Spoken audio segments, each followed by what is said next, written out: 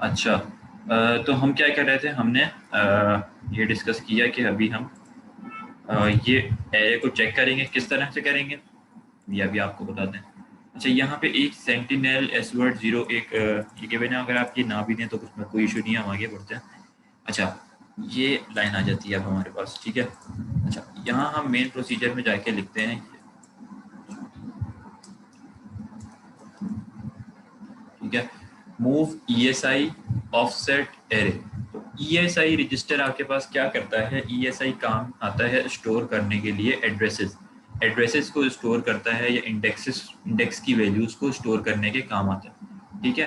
तो मेमोरी में जो भी आपके पास इंडेक्सेस हैं या एड्रेसेस हैं उनको स्टोर करने का काम करता है। और ऑफसेट क्या करता है, किसी भी एरे का अगर आप ऑफसेट निकालते हैं या किसी भी रजिस्टर का ऑफसेट निकालते हैं तो वो उसकी एड्रेसेस की वैल्यू आपको रिटर्न करता है। तो यहाँ पर हमारे पास इसके इंडेक्सेस क्या हैं, अगर इसके देखें तो इसका 0 है, 1 है, 2 है, 3 है, ठीक है। तो इन इसके एड्रेसेस की इंडेक्सेस पे क्या एड्रेसेस आ रहे हैं, उस तमाम इस एरे के जितने भी एड्रेसेस हैं उसको स्टोर कर देगा ऑफसेट ईएसआई रजिस्टर में, ठीक है। तो ये इंस्ट्रक्शन क्या परफॉर्म करिए, move ESI offset array. Offset का किस चीज़ के काम आ रहा है, ये एड्रेसेस इसके स्टोर करना है, ठीक है। और किस रजिस्टर में स्टोर कर रहा है, एरे के ईएसआई में।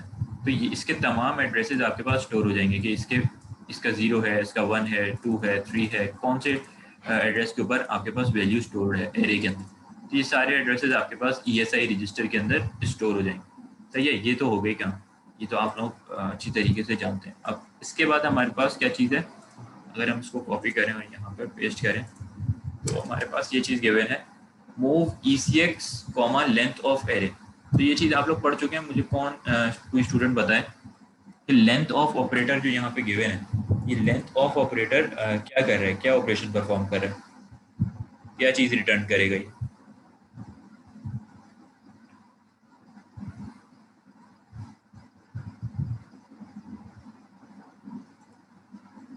8 रिटर्न करेगा, बिल्कुल सही। ये लेंथ ऑफ ऑपरेटर जो है इस एरे की, यानी कि अगर हमने कहा है move E C X comma length of array, ठीक है। तो ये इस एरे की लेंथ कैलकुलेट करेगी, यानी इसमें अभी हमने हार्ड कोडेड जो वैल्यूज दी हैं वो कितनी दी हैं, कितनी वैल्यूज अभी इसके अंदर मौजूद हैं, तो कितनी वाला जो काम है ये लेंथ ऑफ कर रहा होता है, ठीक है। ये हम लोग ये भी एक लैब के अंदर, लैब 6 या 7 के अंदर शायद पढ़ चुके हैं, या 7 8 के अंदर किसी में हम ये लेंथ ऑफ साइज ऑफ सब चीज़ें पढ़ चुके हैं, ठीक है। तो लेंथ ऑफ ऑपरेटर इसकी लेंथ आपको निकाल के दे रहा होगा, ठीक है। अब हमने ये डिस्कस किया था कि ECX क्या करता है, ECX तो काउंटर का काम कर रहा है, ठीक है। काउंटर यानी कि अगर हमें लूप 10 दफ़ा चलाना है तो हम मूव ECX 10 देते हैं, जैसे अगर हमें 10 दफ़ा चलाना है तो मूव ECX कॉमा 10। अब जो लूप के अंदर हमारे पास लेवल 1 है, ठीक है, और लूप L1 कॉल हुआ, तो ये लूप कितनी दफ़ा चलेगा, 10 दफ़ा, क्योंकि हमने ECX में 10 दे दिया। अब हम ECX में 10 की बजाय या 12 की बजाय या जितना भी लूप चलाना था उसकी बजाय हम क्या दे रहे हैं, लेंथ ऑफ एरे, ठीक है। तो ECX के अंदर क्या चला गया, length of array. Length of array कितनी है, 1 2 3 4 5 6 7 8।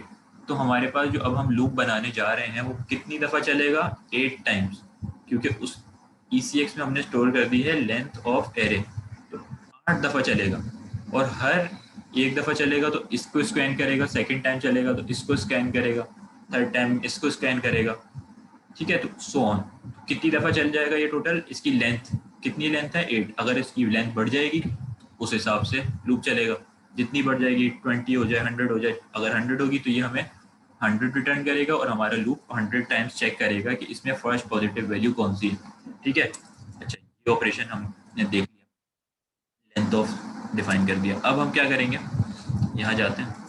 अच्छा, अब यहाँ पे आपको एक लेवल गिवन है सिंपल, जैसे हम L1 दे रहे थे, L2 दे रहे थे लूप के लिए, हमने यहाँ पे नेक्स्ट का दे दिया, ठीक है। नेक्स्ट का लेवल दे दिया, ये आपके लूप का नाम है, सही है, जो भी आपका लूप परफॉर्म होगा उसका नाम। अच्छा, अब यहाँ पर आ जाते हैं कि लूप के अंदर काम क्या हो रहा है। लूप के अंदर आपके पास एक यहाँ पर ये लेबल गिवन है, ये क्या है, ये है टेस्ट। टेस्ट आपके पास बेसिकली क्या कर रहा होता है, टेस्ट एंड का ऑपरेशन परफॉर्म कर रहा होता है, जैसे एंड होता है और होता है, तो टेस्ट आपके पास एंड ऑपरेशन परफॉर्म कर रहा है, यानी कि अगर आपके पास दो कंडीशंस हैं तो दोनों का ट्रू होना लाजमी है, सही है। अगर जैसे ये दो कंडीशंस हैं तो ये दोनों कंडीशंस का ट्रू होना लाजमी है, सही है। ये एंड ऑपरेशन परफॉर्म कर रहा होता है, एंड ऑपरेशन यानी कि ECX ग्रेटर देन जीरो अगर हम दे रहे हैं और जीरो फ्लैग जीरो है, ये दोनों अगर ट्रू हो जाएंगी यानी एंड ऑपरेशन परफॉर्म होगा तो इसको ये हमारे पास ट्रू हो जाएगा, सही है।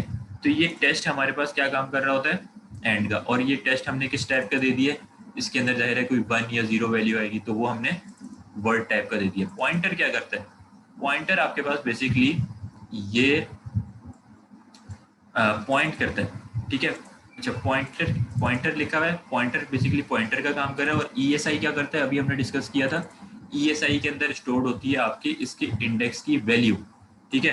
अब यहाँ पर क्या होगा, पॉइंटर ESI और यहाँ पे ब्रैकेट्स, तो क्या होगा, जो फर्स्ट आइट्रेशन के अंदर वैल्यू है यानी कि फर्स्ट आइट्रेशन चलेगी यहाँ पे ESI से, सही है। तो फर्स्ट आइट्रेशन में जो हमारे पास यहाँ पर फर्स्ट इंडेक्स आया है, इस इंडेक्स के ऊपर क्या वैल्यू है, ये जो ब्रैकेट्स गिवन है इसके अंदर हमने ESI देने का ये मतलब है कि इस इंडेक्स के ऊपर जो भी वैल्यू है उसको पॉइंटर पॉइंट करेगा और टेस्ट करेगा। ये टेस्ट के अंदर स्टोर करेगा, टेस्ट करेगा किसकी बेसिस पे, ये 8000H की बेसिस पे। चाहे ये चीज़ तो आपको समझ आ गई कि टेस्ट जो है वो एंड ऑपरेशन परफॉर्म कर रहा है। अच्छा, ये टेस्ट का जो लेवल है ये वर्ड टाइप का है, ठीक है। और ये पॉइंटर पॉइंट कर रहा है इस वैल्यू को ESI की, ठीक है। इस ESI की फर्स्ट वैल्यू को पॉइंट कर रहा है, इसको चेक करना है।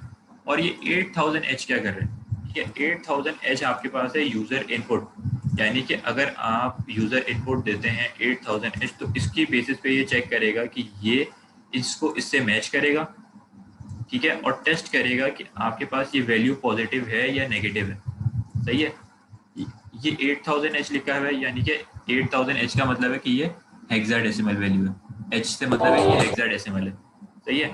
अच्छा, इसको देखते हुए आप लोग कंफ्यूज ना होइएगा, इसको अभी हम इसका बिट वाइज भी देख लेंगे कि ये 8000H यानी कि ये यूज़र इनपुट जो है ये 8000 भी हो सकती है, 7000 भी, 6 भी। तो ये किस तरीके से इसको इससे मैच होने के बाद ये बताती है कि ये पॉजिटिव है या नेगेटिव है, इसको हम बिट बाय बिट भी देख लेंगे, या इसका हम वंस कॉम्प्लीमेंट और टूस कॉम्प्लीमेंट निकाल कर देख लेंगे कि ये किस तरीके से मैच कर रही होती है। तो इसमें आप लोग अभी कंफ्यूज ना होइएगा, सही है। बस सिंपल ये याद रखें कि ये लाइन आपके पास क्या कर रही है, ये टेस्ट कर रही है साइन बिट को, सही है। यानी कि ये टेस्ट कर रही है कि आपके पास इसको कंपेयर कर रही है इससे, और ये आपके पास पॉइंटर क्या कर रहा है, इस इंडेक्स को पॉइंट कर रहा है इसकी वैल्यू को। और जब पॉइंट हो जाती है तो इससे ये कंपेयर करके इसके अंदर टेस्ट के अंदर ऑपरेशन परफॉर्म होता है और वैल्यू स्टोर हो जाती है किसी भी फ्लैग की। फ्लैग क्या है, जीरो फ्लैग, जीरो फ्लैग की वैल्यू यहाँ पर स्टोर हो जाती है, ठीक है।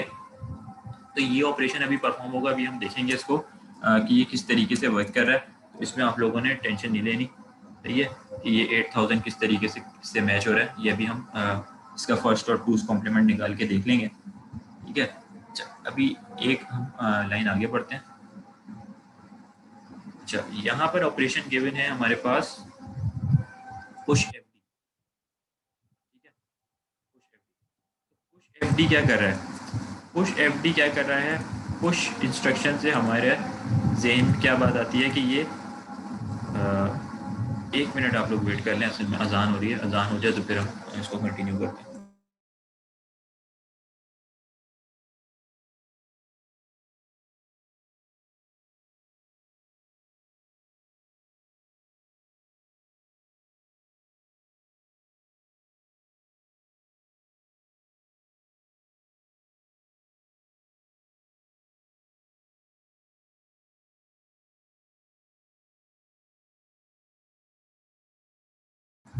अच्छा जी, तो पुश एफडी, पुश से हमें क्या पता लग रहा है कि ये, अच्छा यहाँ पर क्या होगा, फ्लैग जीरो फ्लैग जो है इसकी वैल्यू रिटर्न होगी, ठीक है। यानी कि जीरो फ्लैग की वैल्यू रिटर्न होगी इस टेस्ट के अंदर। ये हमारे पास चेक करना है ना हमें, लूप एनी की अगर हम बात कर रहे हैं या लूप NZ अब यूज़ करेंगे, उसमें जीरो फ्लैग जीरो होना चाहिए। तो ये जीरो फ्लैग की वैल्यू यहाँ पे हमारे पास आ रही होगी टेस्ट में।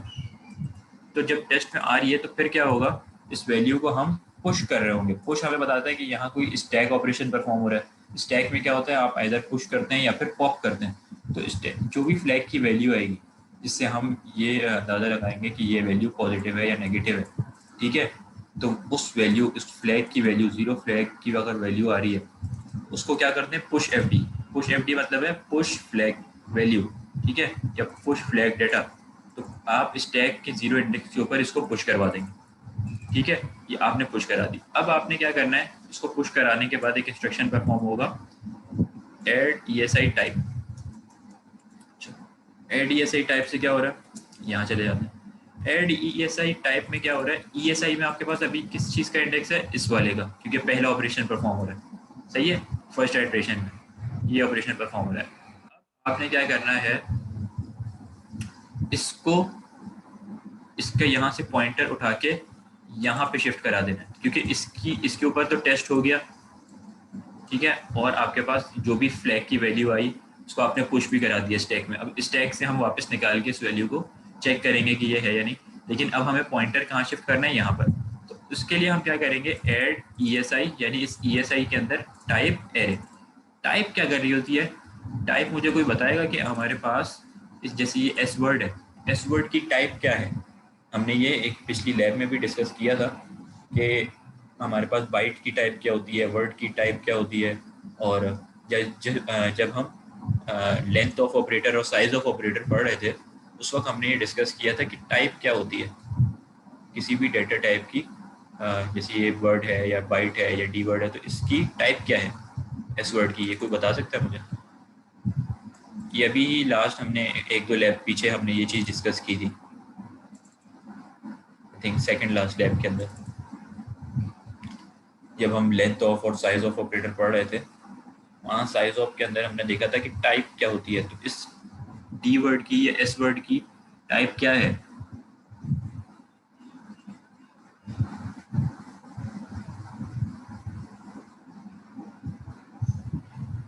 साइंड वर्ड नहीं, टाइप। टाइप हमने डिस्कस की थी कि टाइप क्या होती है। जैसे हमारे पास हमने पूरी ये चीज़ डिस्कस की थी, आप लोगों को शायद अभी याद आएगी। एक बाइट हमारे पास होती है, ठीक है, वन बाइट। तो बाइट के अंदर 8 बिट्स होती हैं। ठीक है, 8 बिट्स होती हैं।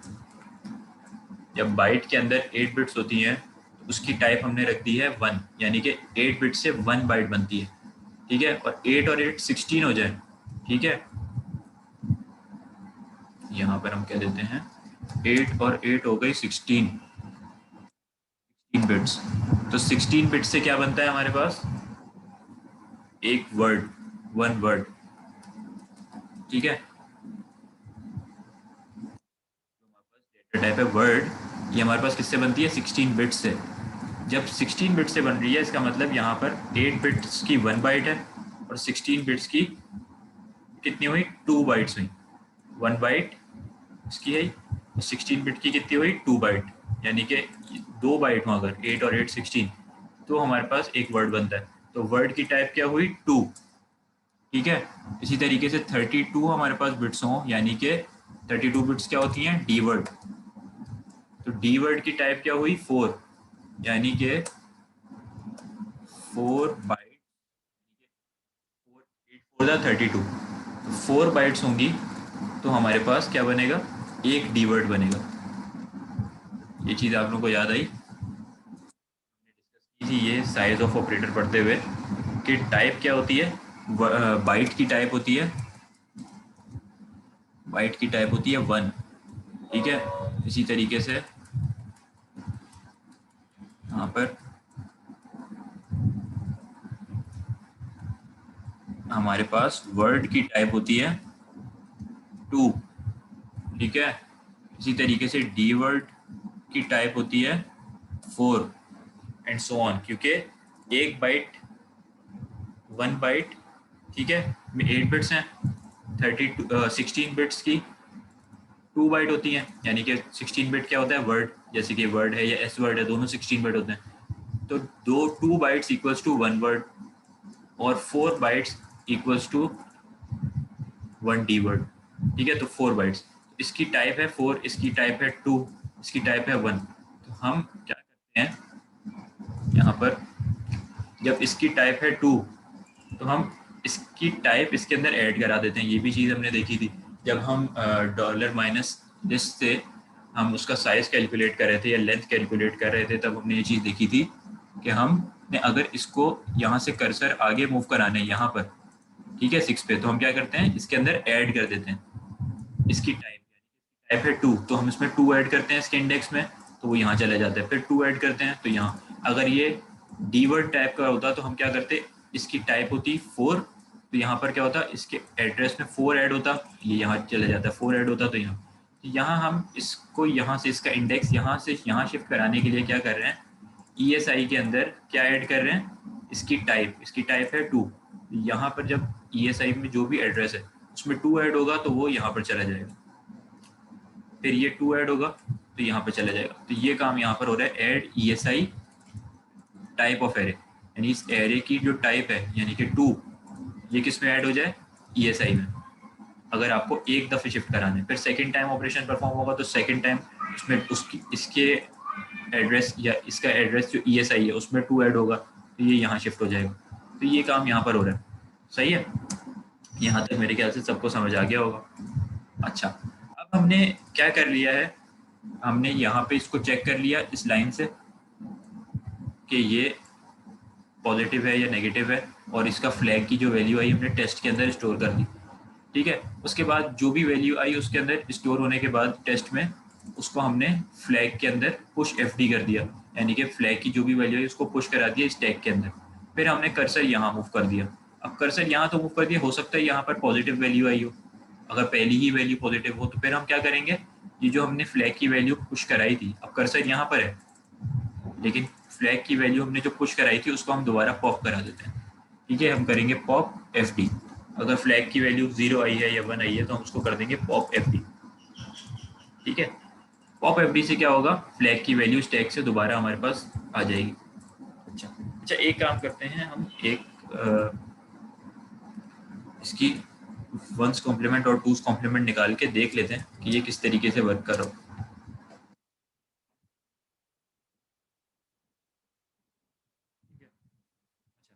यहाँ पर आप लोगों को क्वेश्चन एक आ रहा होगा कि हम ये किस तरीके से परफॉर्म हो रहा है कि ये 8008 जो है ये मैच हो रहा है -3 से, ठीक है, और ये फिर हमें पता लग रहा है कि इसकी ये पॉजिटिव वैल्यू है या नेगेटिव वैल्यू है, ठीक है।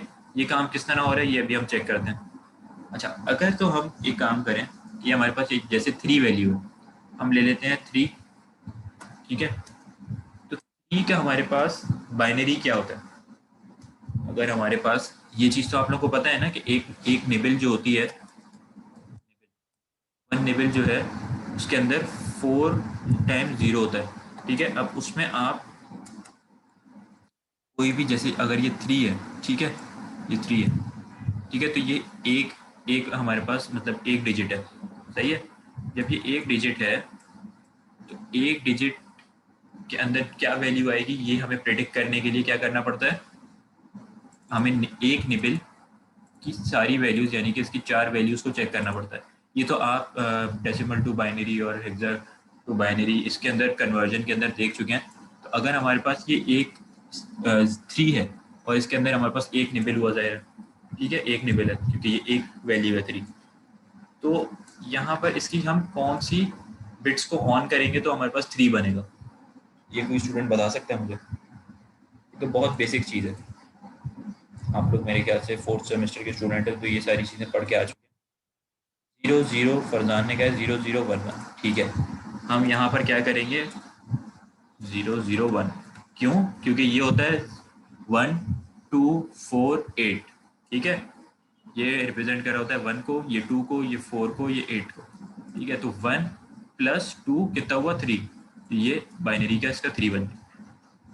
अब क्योंकि हमारे पास S वर्ड है, वर्ड का क्या मतलब है कि ये वर्ड यानी कि 16 बिट्स है, 16 बिट का ये मतलब है कि हमारे पास क्या होगा 0 0 0 0 0 0 0 0,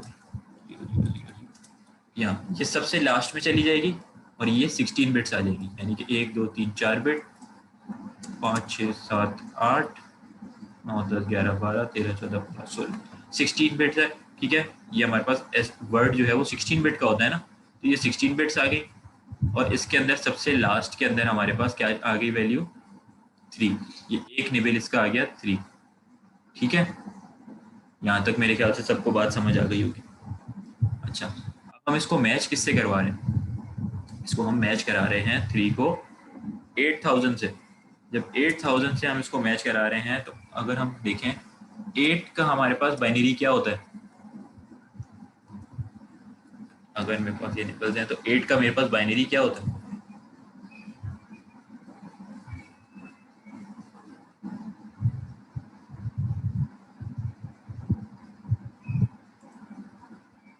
बिल्कुल सही।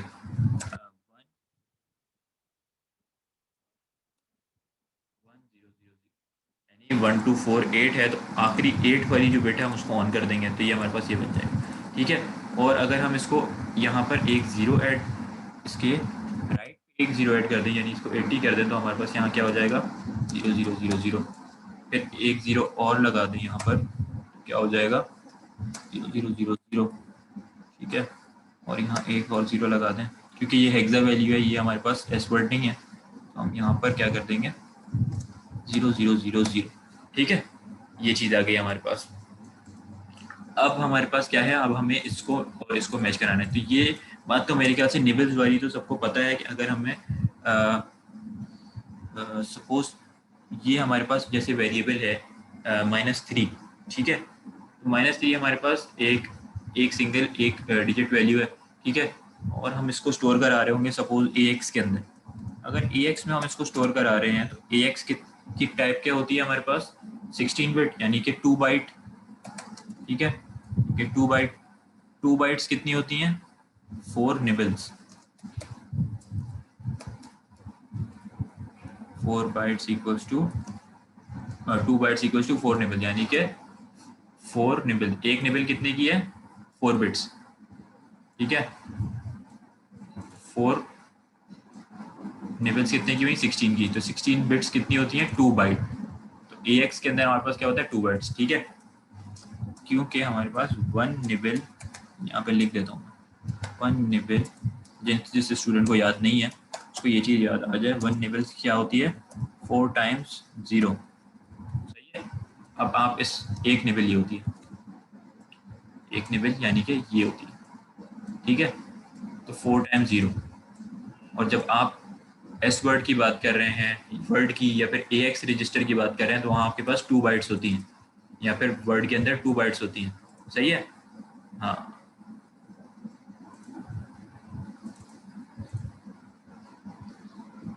हाँ सही है, 1 बाइट इक्वल टू 2 निबल। सही है, सही है, ये चीज़ हो गई। अच्छा, अब हम इसमें एक चीज़ करते हैं, ये चीज़ तो मेरे ख्याल से सबको समझ आ गई है।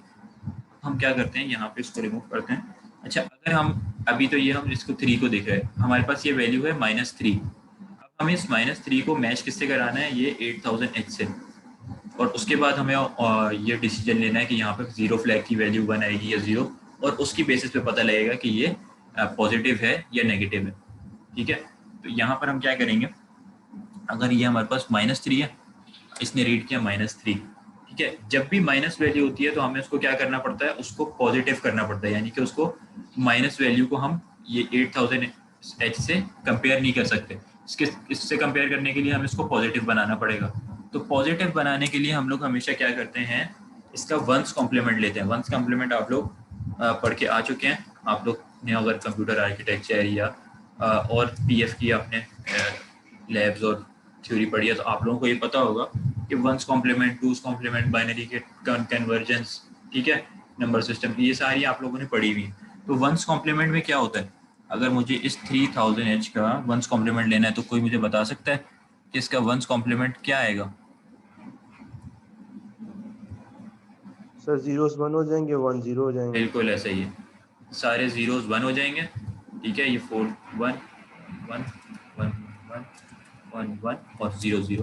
ठीक है, तो जिन स्टूडेंट्स को नहीं भी ये चीज़ याद थी, हाँ ठीक है, ये सारे 1s हो जाएंगे और ये सारे 0s हो जाएंगे। ठीक है, ये इसका वंस कॉम्प्लीमेंट आ गया हमारे पास। तो हमें क्या करना पड़ता है, जब भी आपने नेगेटिव वैल्यू को पॉजिटिव में कन्वर्ट करना है तो आपको फर्स्ट तो उसका वंस कॉम्प्लीमेंट लेना है, फिर आपने उसका टूस कॉम्प्लीमेंट लेना होता है। ठीक है, जो वंस कॉम्प्लीमेंट आ गया इसका टूस कॉम्प्लीमेंट लेंगे।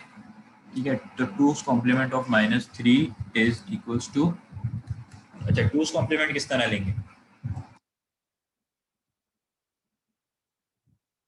कॉम्प्लीमेंट हम कैसे ले रहे होंगे, 1 ऐड करेंगे सर। बिल्कुल 1 ऐड कर देंगे।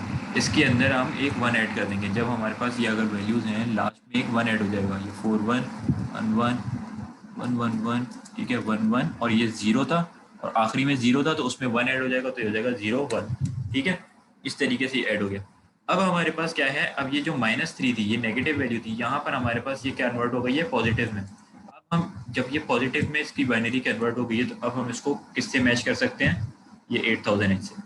ठीक है, 8000H से मैच करने के लिए हम क्या करेंगे, हम करते हैं, हमारे पास था 8000H। ठीक है, 8000H किसके बराबर था, 8000H था आपके पास 1 0। ठीक है, इसकी ये बिट ऑन हुई थी, आगे 0, ठीक है, इसके बराबर था। तो अब हमारे पास 8000 को और -3 जो अब हमारे पास +3 हो चुका है, ठीक है, पॉजिटिव हो चुकी है वैल्यू। तो इसको अगर हम मैच कर रहे हैं तो इसको हम किस तरह मैच करते हैं, हम देखते हैं इसके अंदर इसमें और इसमें जो मोस्ट सिग्निफिकेंट बिट है, यानी कि MSB, आप लोगों ने ये चीज़ पढ़ी हुई है ना, लीस्ट सिग्निफिकेंट बिट, LSB और MSB। तो MSB जो मोस्ट सिग्निफिकेंट बिट है यहाँ पे, ये दोनों की मैच कर रही है या नहीं कर रही। अगर तो हमारे पास इन दोनों की ये मोस्ट सिग्निफिकेंट बिट मैच कर रही है, यानी 1 और 1 मैच कर रहे हैं, ठीक है, या फिर अगर 0 है तो इधर भी 0 ही है, यानी कि सेम है, 1 और 0 होने से कोई फर्क नहीं पड़ता, ये सेम है। अगर तो ये सेम है तो हमारे पास क्या होगा, तो हमारे पास, इसको हम यहाँ पे क्लोज कर देते हैं। ठीक है, अगर तो हमारे पास ये दोनों सेम है, या तो दोनों 0 हैं या तो दोनों 1 है, तो हमारे पास 0 फ्लैग की वैल्यू क्या आएगी, ठीक है, 0 फ्लैग की वैल्यू आ जाएगी 0।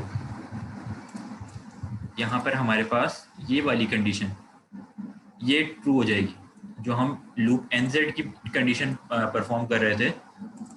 ठीक है, ये 0 फ्लैग इक्वल्स टू 0 आ जाएगा, यानी कि जंप टू डेस्टिनेशन, जंप कर दो दोबारा, ये चीज़ ट्रू हो जाएगी। ये तो पहली ट्रू थी कि ECX इज ग्रेटर देन 0 था, ठीक है, और सेकंड ये चीज़ भी ट्रू हो जाएगी, 0 फ्लैग इक्वल्स टू 0, यानी कि जब यहाँ पर ये माइनस वैल्यू होगी, ठीक है, जब भी ये माइनस वैल्यू आएगी तो हमारे पास लाजमी इसका 1 और 2 कॉम्प्लीमेंट निकलने के बाद इससे मैच होगा, मैच होने के बाद ये 0 फ्लैग की वैल्यू 0 आएगी। जब 0 आएगी तो आपके पास ये लूप दोबारा चलेगा और ये यहाँ से शिफ्ट होके यहाँ आ जाएगा कि अभी हमारे पास पहली पॉजिटिव वैल्यू नहीं आई, ये नेगेटिव वैल्यू है। सर लीक कर सकते हैं, ठीक है, अच्छा अच्छा 1 मिनट आप लोग वेट करें।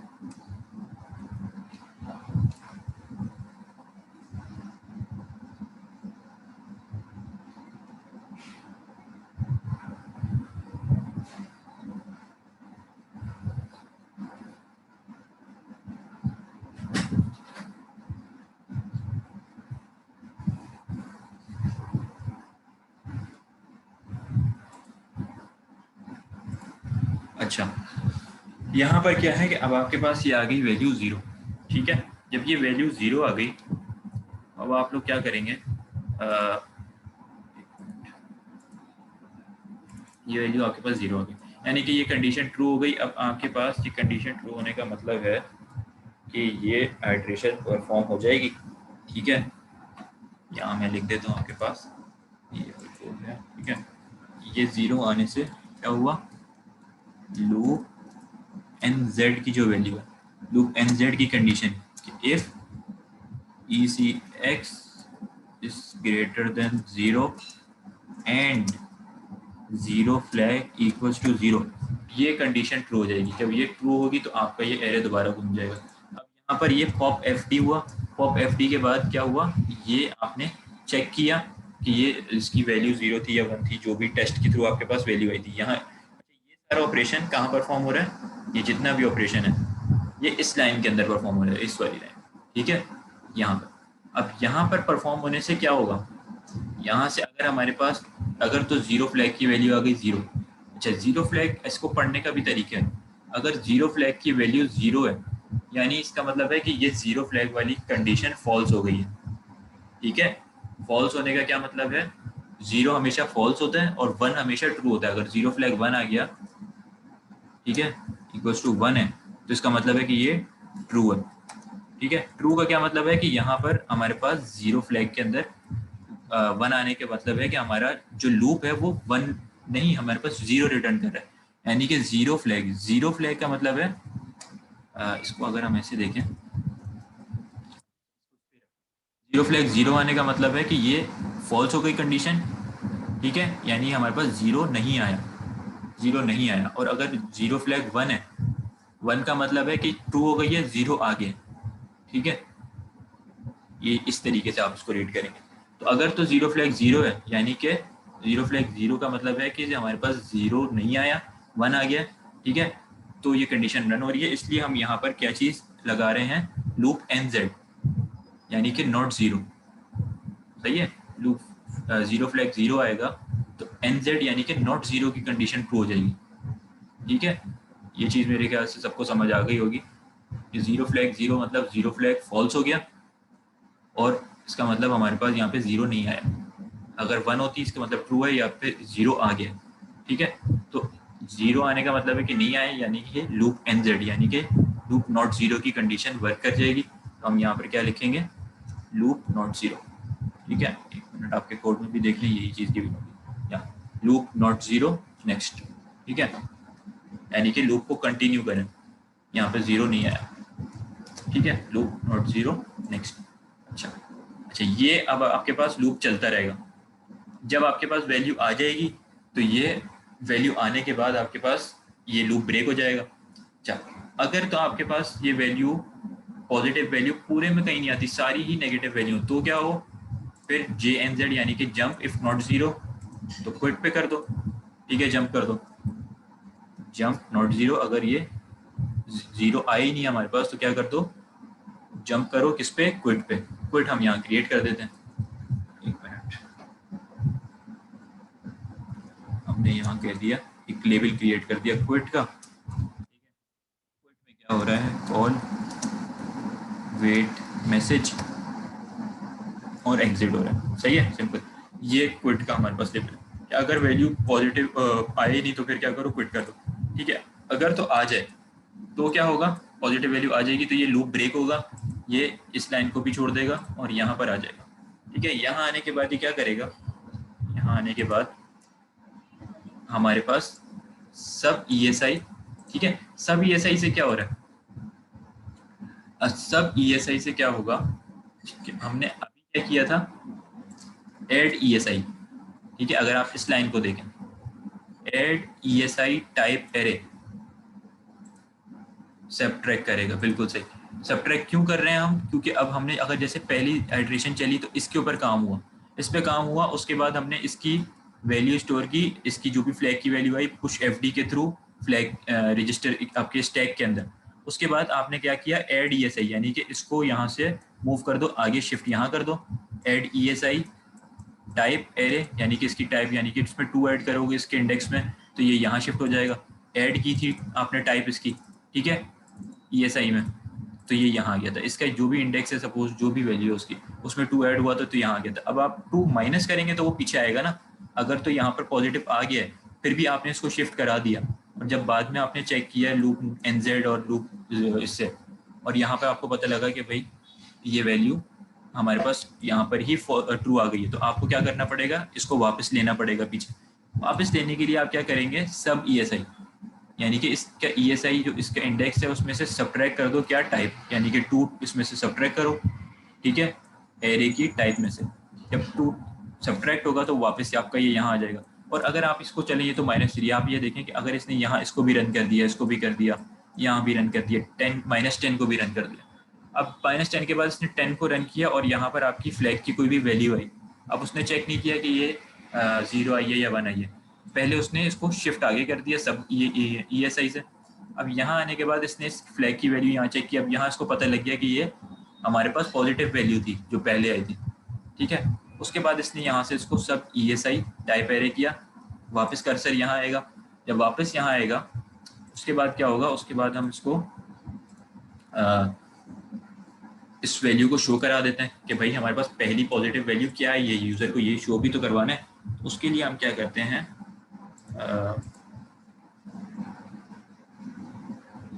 मूव करा देते हैं एक्स रजिस्टर के अंदर। ये हमें पता है कि हम कोई भी आउटपुट पे आउटपुट देना हो तो हमें या यूज़र को आउटपुट देना हो तो ई एक्स रजिस्टर के थ्रू देते हैं। हम मूव ई एक्स के अंदर क्या कर देते हैं, किसका इंडेक्स, ई एस है, यानी कि जो अभी करंट इंडेक्स चल रहा था जिसके ऊपर यहाँ पे ये ब्रेक हुई है, उस इंडेक्स पे उस एरे के, ये एरे डिफाइन कर रहा होता है ना, ये जो स्क्वायर आपके पास ब्रैकेट्स होते हैं, इस एरे के इंडेक्स पे जो भी वैल्यू है उसको स्टोर कर दो ई एक्स रजिस्टर में। जब ई एक्स में रजिस्टर में स्टोर कर दो तो उसको फिर आप क्या कर दो, call right integer, integer value होगी उसको आप राइट करा दें। ई राइट इंटीजर क्या करता है, ई एक्स की जो भी वैल्यू है, ई एक्स के अंदर जो भी वैल्यू रखी है उसको यूज़र स्क्रीन पे शो कराता है। तो अब हमारे पास इसको स्कैन होने के बाद पता लगेगा कि पहली पॉजिटिव वैल्यू क्या है। तो अब हमारे पास आउटपुट क्या आएगा, 10। जब हम इसको रन करेंगे आप देखें या कौन सी आर, ठीक है, इसको हम रन करते हैं, रन करेंगे तो ये देखें आप पॉजिटिव वैल्यू पहली आएगी आपके पास 10। तो ये लूप हमारा बिल्कुल सही काम कर रहा है, ठीक है, यानी कि ये लूप की सारी इटरेशंस परफॉर्म हो रही हैं और आपके पास 10 आ रहा है आपके पास आउटपुट, सही है। अगर तो आप इसके अंदर 10 की बजाय यहाँ पर भी माइनस कर देते हैं तो पहली पॉजिटिव वैल्यू क्या होगी, 30। इसको आप रन करके देखें तो पहली पॉजिटिव वैल्यू आपके पास है 30। आप यहाँ से 30 चल को भी छोड़ दें और माइनस, इसका भी माइनस, आप यहाँ से इसका माइनस हटा दें तो अब इसकी पहली पॉजिटिव वैल्यू क्या होगी, 6। ये इसको आप रन करें तो ये आपके पास गिवन आएगा कि 6 पहली पॉजिटिव। तो ये कोड आप लोगों को मैंने एक्सप्लेन कर दिया, ठीक है। ये एग्जांपल आपके पास लूप एनजेड की गिवन थी, ठीक है। इसको आप लोग रन करके देखें, ड्राई रन करके देखें कि आपके पास क्या क्या हर इटरेशन पे क्या काम हो रहा है, तो आपको ये सारी चीज़ें समझ आ जाएंगी। अच्छा, अभी हम एक काम करते हैं, हम 10:51 हो रहे हैं तो हम एक 20 मिनट्स का ब्रेक ले लेते हैं, फिर आगे हम इसको कंटिन्यू करते हैं। आइए एक दो टॉपिक्स और पढ़ने हैं और बाकी फिर हम लैब को वाइंड अप करेंगे, ठीक है। और इसमें टास्क भी इतने हैं नहीं, एक आधी टास्क है, एक दो, तो बस इसको फिर हम वाइंड अप करेंगे। तो अभी आप 20 मिनट्स का एक ब्रेक ले लें, उसके बाद हम दोबारा रिज्वाइन करते हैं, ठीक है। तो अभी 152 हो रहे हैं ना, तो आप 10:15 के ऊपर दोबारा से 1:15 पे 1:15 दोबारा से इसको रिज्वाइन कर लें। चलें, 1:15 नहीं, आप 1:20 पे रिज्वाइन कर लें, ठीक है। 1:20 पे आप रिज्वाइन करें और तब तक आप 20 मिनट्स का एक ब्रेक ले लें, ठीक है।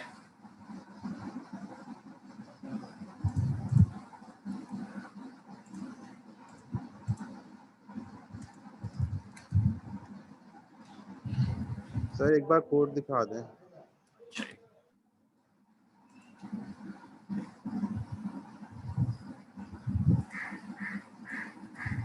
पिक्चर लेना चाह रहे हैं तो आप पिक्चर लेने, वैसे तो अभी आपका ये लैब मैनुअल भी शेयर हो जाएगा आपके साथ।